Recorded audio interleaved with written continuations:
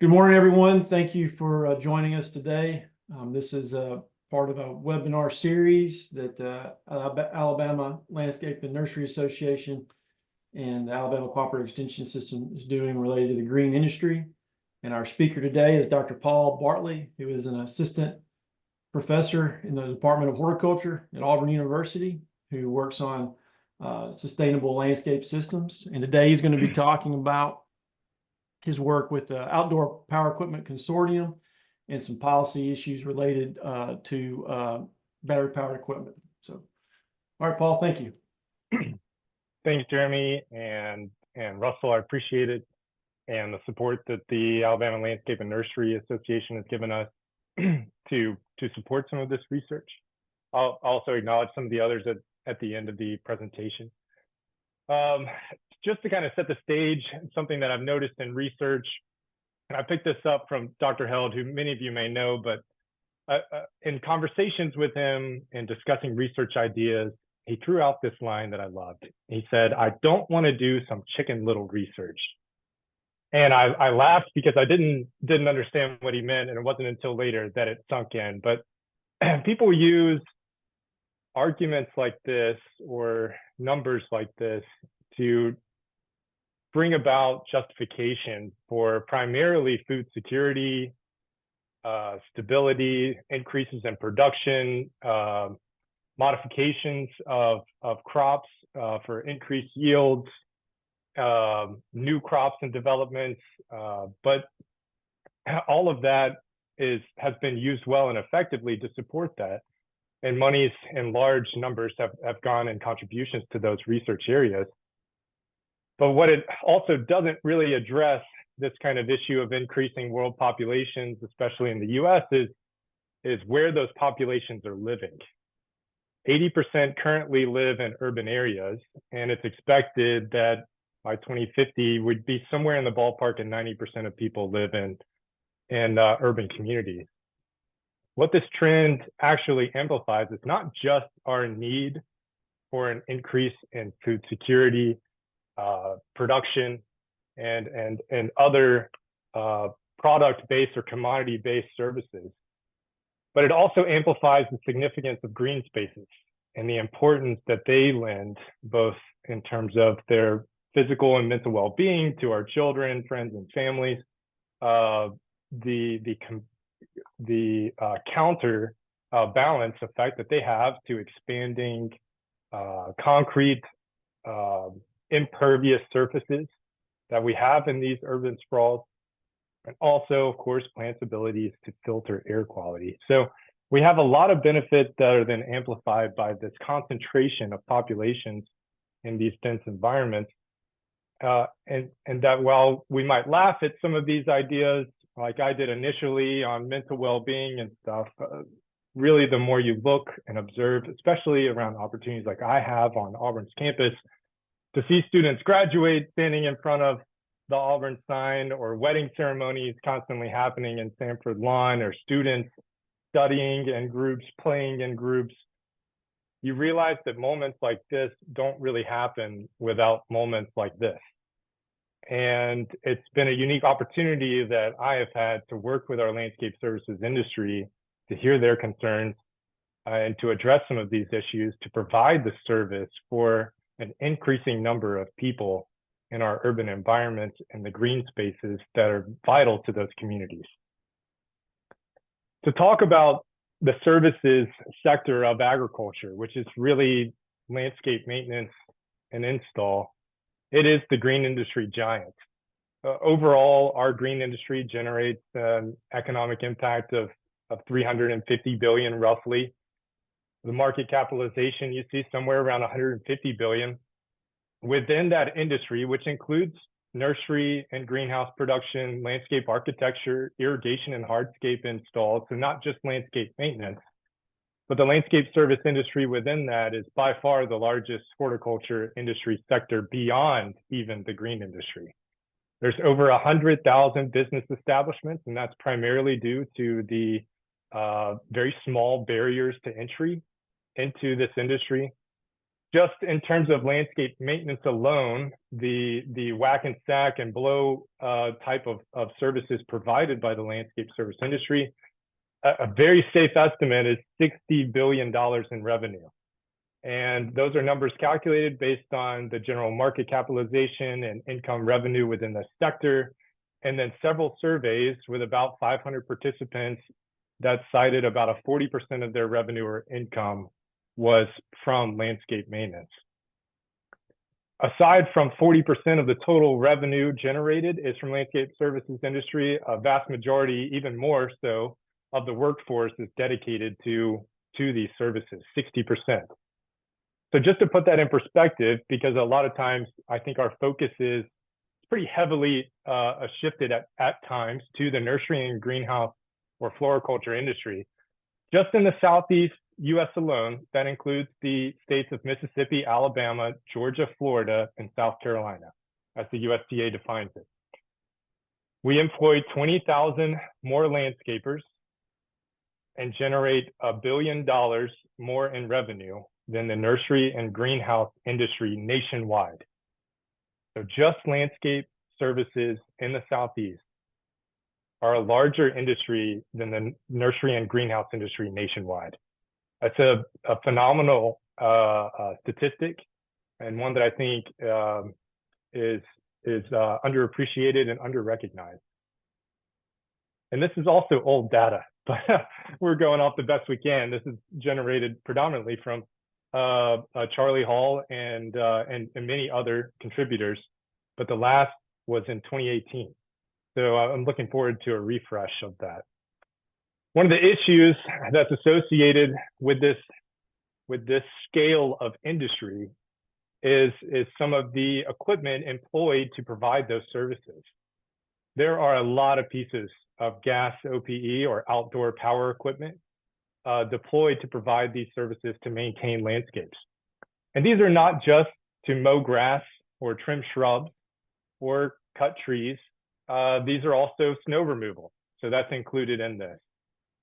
Right now, there's a lot of pressure and attention on the emissions, particularly as it comes to as it relates to the two-stroke engines and the amount of emissions, specifically the particulate matter produced from those emissions, compared to more regulated combustion engine driven industries. Let's say the automotive industry, for example. There are far more roads in terms of size of the displacement of the engines, hours of operation. There are far more vehicles and hours of operation on vehicles than there are landscape equipment. But it's the particulate matter, it's the type of engines, it's the regulations on those emissions that have really led to some of the discrepancies that you see that might inflate some of these statistics. In this most recent report, which was published by third parties with some assistance from EPA regulators, they calculated that Florida's emissions were by far the largest of any state in the US. California gets the most attention. It has the largest landscape services industry, but Florida, because of their tropical environment or semi-tropical environment in many cases, and the scale of the landscapes and populations within that state, the concentrations, emissions were 2 to 4 times greater than California. So in the Southeast, we are in a hub of some of the more demanding environments for landscape maintenance.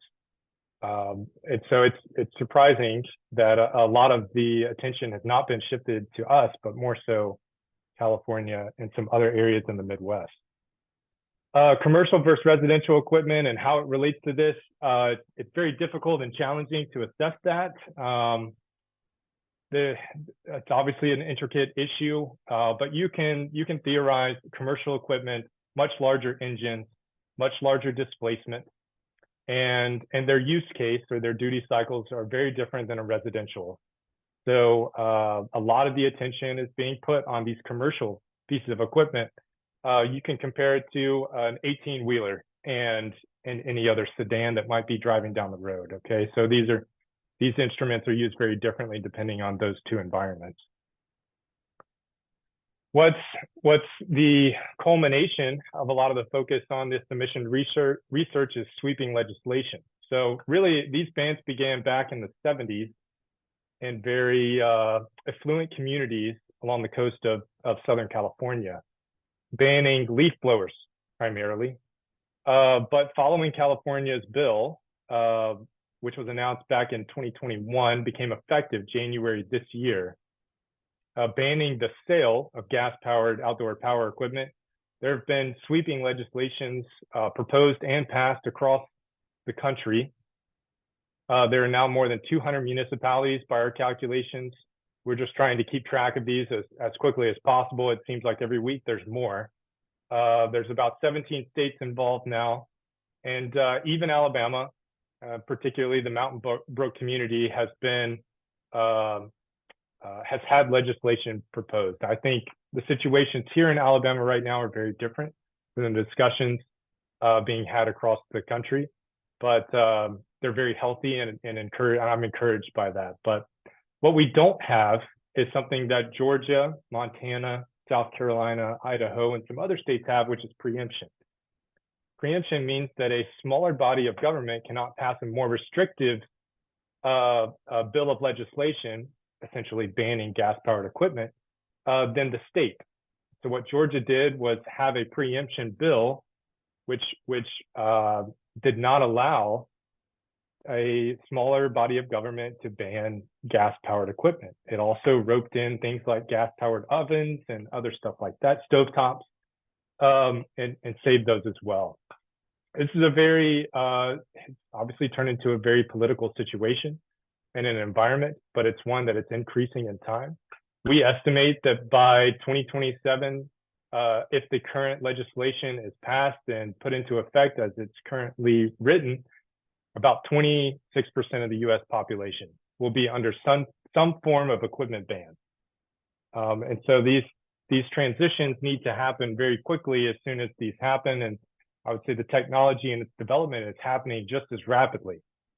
So what we wanted to do initially within the outdoor power equipment was to gauge our industry's perception of the economics and current environmental factors that may weigh in on their purchasing decision, to kind of identify what was favored or what was a potential barrier to adoption for some of this landscape equipment.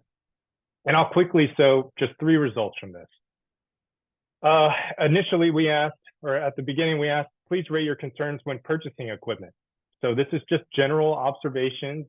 Hey, what do you look for most when you are buying a piece of equipment? Most of these have to do with operational efficiency, things like reliability, work capacity, availability, maintenance, and much less was it important what the power source was or any kind of consequences as it relates to pollution, whether that's noise or emission. And so it became very clear that operational efficiency was supreme. When they pull the trigger, they want it to go, and they don't want it to stop until their job's done. And the next time they pull the trigger, they want it to go. Then we divided our group. We asked them to identify themselves as those who had integrated battery-powered equipment, maybe not exclusively, but in part, and those that had not. So battery-powered or gas-powered equipment users. About 52% employed battery-powered equipment to some degree and have begun integrating that into their maintenance equipment. And we asked them to rate the factors that led to their integration of that battery-powered equipment. And unsurprising, noise pollution was number 1. Again, that was the most cited reason for legislation to be passed banning either gas-powered equipment or a particular type of equipment. Noise pollution was first, but then we see almost a copy of what was most important in general when purchasing equipment: reliability, work capacity, and maintenance. So those that had adopted battery-powered equipment saw some significant advantage in those 3 areas with battery-powered equipment. What did they not see an advantage in? Competitive advantage. That's raising prices, charging more for greener maintenance practices, and cost. So they did not see an advantage in either of those, and those could be viewed then as potential barriers to the adoption of this new drive system for battery powered equipment. Then those that had not adopted battery powered equipment, we asked them to rank what they considered most important, or at least most discouraging, from adopting battery powered equipment. And they identified work capacity, power, and quality. And those that they were least concerned about were ease of use, safety, or unfamiliarity. So they felt comfortable with all of the pieces of tools being developed and sold, but they had serious concerns with their ability to do the same work as gas-powered equipment. Here, mostly this relates to runtime. And what we have gathered in talking with a lot of industry members is that there have been a lot of early beta testers, which we call the hangover effect, testing prototype equipment that were probably not up to scale of what's currently available and being sold right now. And there's hangovers from that. So they had bad experiences, a sour taste in their mouth, and they were not likely to give it a try anytime soon. We then asked those people who had not adopted battery powered equipment if their concerns were addressed, would they consider, and the vast majority said yes. So 70% said yes, 15% said maybe or unsure, and 15% straight up said no. I'm sticking with gas powered equipment. What are we missing then? Where has academia assisted our industry or the green industry, academia, or let's say state or federal institutions with this potential transition to zero emissions equipment? Well, one thing that we like to do is throw out publications and a numerical value of publications on certain titles. And if you just type in the word landscape sustainability, you'll get almost 19,000 publications. If you just include one more keyword, equipment, it drops down to 140. Significant drop, less than 0.1%. And most of these predominantly focus on autonomous mowers, little mobots, and turf health. So we have not done a very good job supporting the industry in terms of academically rigorous, scientifically rigorous research on this topic. And we have a lack of funding opportunities within a lot of the organizations like USDA that are promoting this type of research. So the last landscape-focused research RFP, which is a request for proposal, was in 2011 on rain gardens. That's a long time. We have seen a dramatic shift, a dynamic shift from landscape into more food-focused research, again, citing these increases in populations and the need for us to produce food in and around people and to make up for this increase in population. So we really have a lack of substantiated data derived from rigorous research to provide that education or knowledge to the industry. And just one of the big issues that we've been able to highlight is the cost discrepancy between some of this equipment, which is the sticker shock is real. And you'll notice specifically with some of these ride-on mowers, which landscape maintenance does not happen without ride-on mowers, particularly on the commercial scale. And our mowers that we've driven are somewhere in the $35,000 range. It's crazy to think that my current old truck is a quarter of that price or less than this small mower that I'm riding on. But there are significant discrepancies. There are not in every piece of equipment though. And there are some from our testing that we think could be integrated very quickly. I mean, almost key turn into landscape maintenance practices, things like string trimmers, edgers, hedge trimmers. They're excellent tools with phenomenal runtime and very little increase in cost. So if you're looking at it, that might be a potential opportunity for you to test some battery powered equipment in those areas. And we look forward to providing some of that additional information in the future. So, this edger as a slow motion video, it's coming at us. And this transition and the legislation being proposed and the equipment that's being produced and promoted by all of our outdoor equipment manufacturers, it's heading in this direction. What we need to do is understand what these comparative costs and operational efficiencies are with this equipment things like long-term ownership, maintenance costs, and any potential savings that might be had in this transition to kind of address the concerns of our industry. And that's what our research group is focusing on. We really need to publish this so that we can also inform the legislation representatives that are passing laws that are impacting or promoting particular practices within this industry, but most importantly, to empower our stakeholders. We really want to find this balance between sustainability and operational efficiency and fiscal resources that make sense. Ideally, we are power agnostic. We don't care whether it's battery or gas, but we want whatever tool you select to make sense in each of those categories, and for you to have that option and that understanding and education to make those decisions. So that's just a little bit about what we are and who we work with and who is contributing or has contributed to our group. I co-direct this with Mark Hoffman.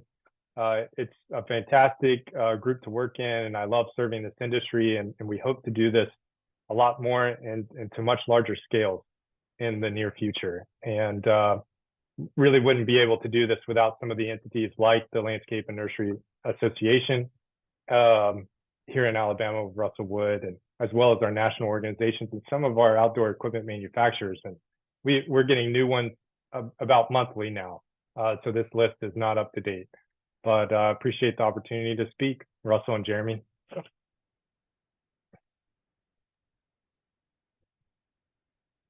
Great job, Paul. That was really interesting survey. And where was that survey? Where was it done? Was that nationwide, state? It was nationwide, but 99% of our participants were from the East Coast. We only had one respondent from the West Coast, California. So we had a very difficult time trying to distribute that survey over there. And we had some great supporters in the East Coast that helped us, like Russell and some in Texas and New Jersey and Ohio and Illinois and Georgia, South Carolina. We had good participation from those states, and very appreciative of that. So a lot of the participants were from the East Coast, and it was distributed through the Landscape and Nursery, National Association of Landscape and Nursery, Landscape Professionals, NALP, and then through state Nursery and Landscape Association. So these are all participants from or that were affiliated with these professional organizations. We think that probably skewed our data just a little bit, which is why we saw 50% of landscape participants say that they had integrated battery to some extent, because I don't think that's probably representative of the industry as a whole, but it was good to get those perceptions either way.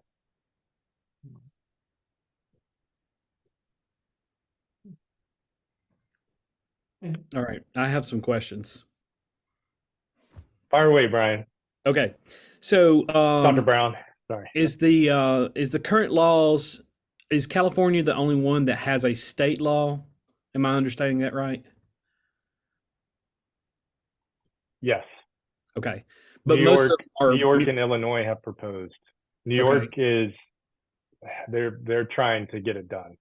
Yeah, but it's most municipalities that are passing these noise ordinance or whatever it may be, right? Counties and municipalities at that level. So like Houston County, for example, has a ban. That's 5 million people.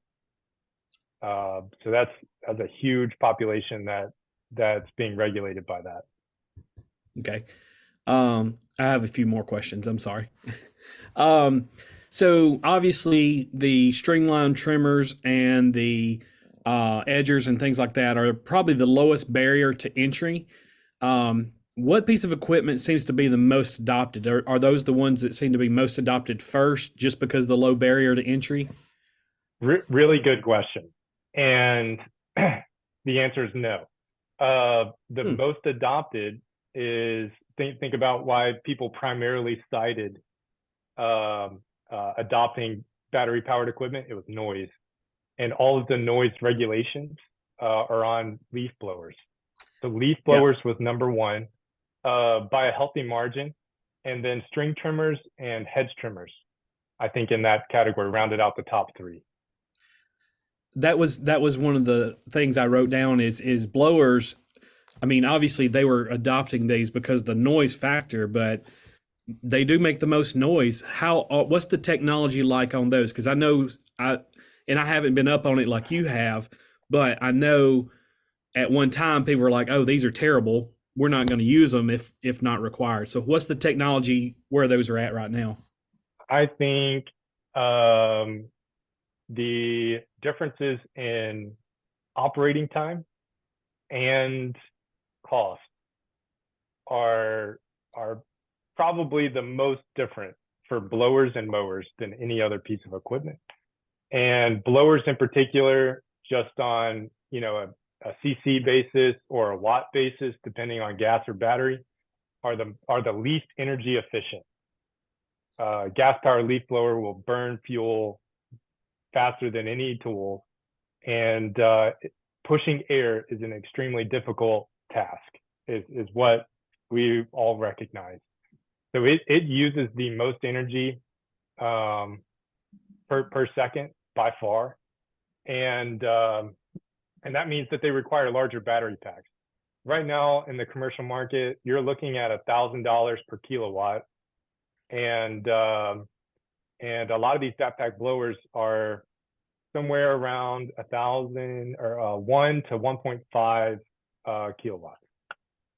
And so just the battery alone is going to be $1,500, and then the tool is going to be another $800. And the performance is probably, so we measure ours by full trigger runtime and half trigger, which we measure.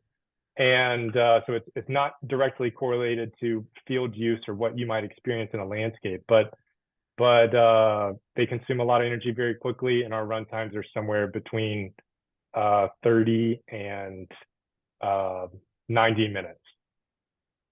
Yeah, and 30 and 90 minutes. Batteries adds up quick. It does, and that's it's actually our runtimes for our commercial grade equipment are very comparable to gas powered equipment.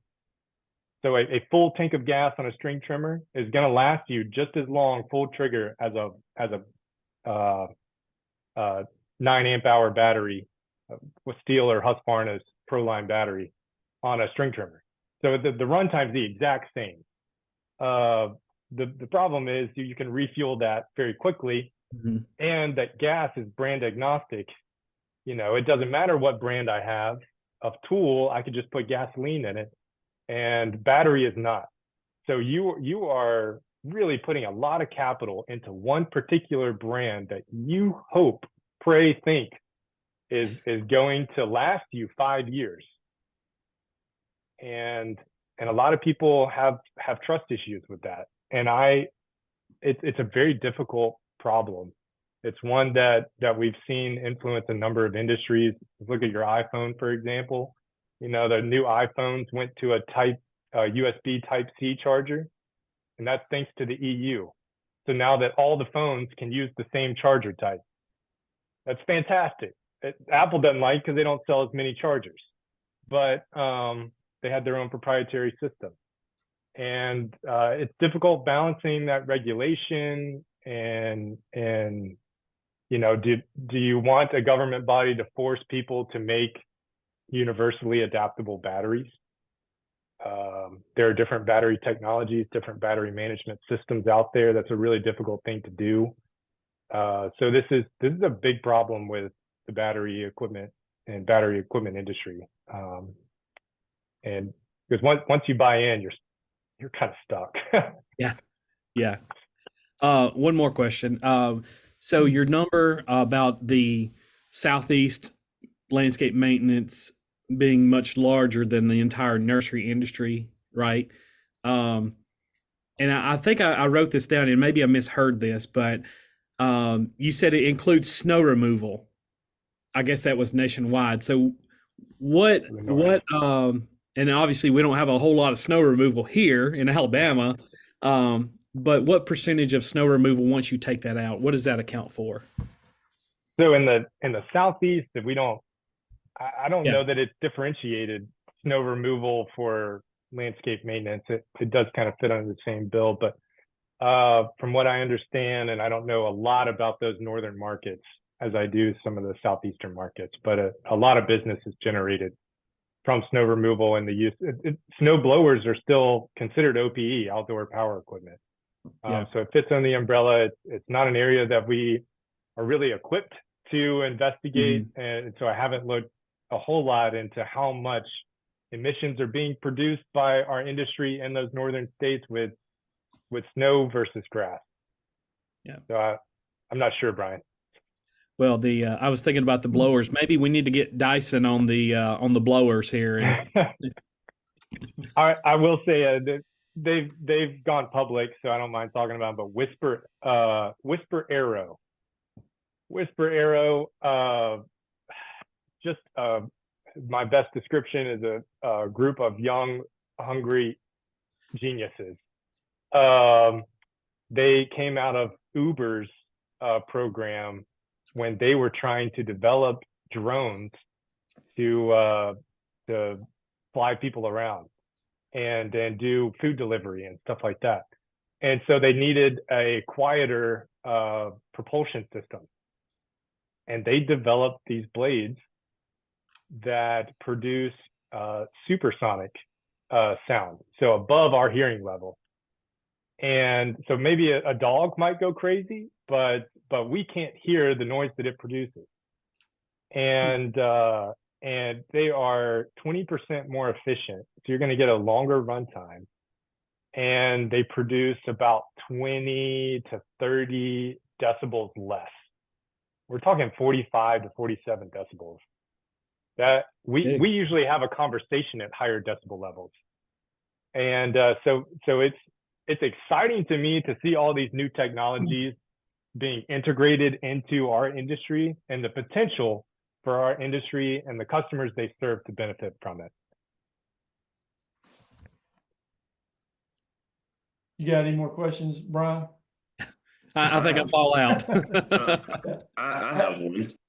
So just looking at everything that you guys are studying with the battery versus gas equipment that I didn't see on there, that as a former landscape operator was something impactful that if it's not incorporated or not listed might be considered in the future, is the weight of these equipments. Because I know those batteries can get heavy. So I'm thinking about a backpack blower, which even a gas backpack blower has got some pretty substantial weight to it. But when you talk about that 1,500 pound or 1,500 kilowatt, I guess, battery, what kind of weight has that got compared to the average blower? And same with the smaller equipment for somebody that's got to carry those around all day. Yeah, that's ergonomics is one of the things that we listed. I'm not sure that word was understood by everybody that participated in the study, because it was usually just given like a 3. And whenever I teach classes and students don't have a strong opinion either for or against something, they just kind of vote in the middle. That's kind of what I think our participants did with ergonomics. So ergonomics has to do with the handling of the equipment, the weight distribution of that equipment. And there's a fantastic group on campus that actually does a lot of that research, and we look to potentially partner with them. It's the Occupational Safety and Health and Risk research group. So they have a lot of pressure plates in the floor. They can determine shifts in weight, strains in our joints based on our handling of the equipment and different configurations of that equipment. So we look to investigate that. We're going to have to depend on other people that's their expertise to do that. And we want to do that. The weight of that battery is somewhere around 25 to 30 pounds. It's heavy. The benefit is it's also shallow. So it is a lot closer. Your center of gravity is a lot closer to your body with that big battery on your back. It doesn't feel as cumbersome as that weight number sounds. It's just like any other backpack blower I've put on. I really can't tell you that it's lighter, easier. It's very similar, I think. The weight distribution for a lot of the stick equipment is different, and the companies are trying to figure out how and why to do that. But the bigger the battery, the bigger the weight, and the longer the run times. You're going to have to compensate something, and we hope to do some of those comparative analysis to see what our industry members would prefer. What really are you interested in paying for? Comfort, runtime, work capacity, price, as it relates to those areas. What would people prefer to spend their money on, and how? I think a lot of that's pretty important, not just for us and understanding our industry's needs, but also for the equipment manufacturers as they're designing this equipment. But nothing's changed in 50 years, or very little has changed in 50 years. A zero turn was made in the 70s. And so there's a lot of the form factor that has been developed and recognized and adjusted to and understood very well for a long time. And if you change that drastically, then that has been met with pretty considerable pushback, even so much as moving the spindle motor from the head of the from the engine part of the weed eater to the head of the weed eater, where it's more efficient. Landscapers hate it because it adds just a little bit more weight to the head of the weed eater, which could be counterbalanced by the battery in the back, but they just hate it. And so there's a lot to work with. There's a lot of strong opinions in the general public and in the industry and with the equipment manufacturers and with regulators and legislators, and it's tough. It's a lot of work. Along that same vein, as far as established, let's say, like muscle memory, and you mentioned to me in the past about I don't know if it's something that y'all learned through your work or you just were made aware of, but I thought it was interesting revving the engine on a piece of equipment. We're just, a lot of people have a habit of that on a weed eater, trimmer, or whatever. But I think you told me that just kills your battery makes your battery less efficient. There's no need for that, but we're just out of habit, squeezing that trigger. Can you comment on that? I was always used to, throttling it. Maybe some other terms are more appropriate, but feathering, I think, is a common description of that activity, where, especially a piece of equipment that you might not keep up very well or has been very loved or abused for a long time, and it's not idling well. And so to keep that engine going, you need to feather it and continue using it at a low RPM to keep it from stalling. And battery powered equipment, it doesn't stall. It just runs flat out, or it doesn't run. Of course, we do have in between RPMs, and but there's no need for that. So a lot of times our habits or activities that we're just it's almost muscle memory now from gas powered equipment actually hinder your efficiency when you translate that over to battery powered equipment. And we don't know exactly to what extent. We've heard some landscapers say that there's about a 30 or 40% difference in their operators and how much work they get out of a single battery. And we know from automobiles and bus driving research that has investigated batteries that there's a 30 or 40% user discrepancy in the range that they get out of those automobiles. And so that there's the potential, especially for some of this heavy use equipment, for you to see some significant advantages in retraining, whatever that training may be like, but retraining your staff to use that equipment more efficiently over time. But for the average homeowner or something, it's not, probably is not a concern. Cool. Well, great. Well, is there any more questions? I think so. Well, that was great, Paul. We really appreciate you joining us today. That was really informative. Thank you. Well, if anybody needs any additional information, or I can answer any questions, I think this will be recorded. You can find me by Google searching Paul Bartley at Auburn Horticulture, or my email is paul.bartley@auburn.edu. So be happy to assist. We're also looking for people that we could partner and collaborate with on research projects where we're looking at a lot of the economics. We don't use equipment like the industry does, and I'm not going to pretend like I do. So really the only way for us to investigate some of these factors and collect data that is important for the industry is to partner with our industry members. And so that's something that we are constantly looking for, partnerships and future collaborators on projects. So if there's any interest, anybody watching this in the future, happy to talk with them and work with them. Great. Well, thank you, Paul. Thanks, Jeremy. Thanks, Russell. Brian, great to see you.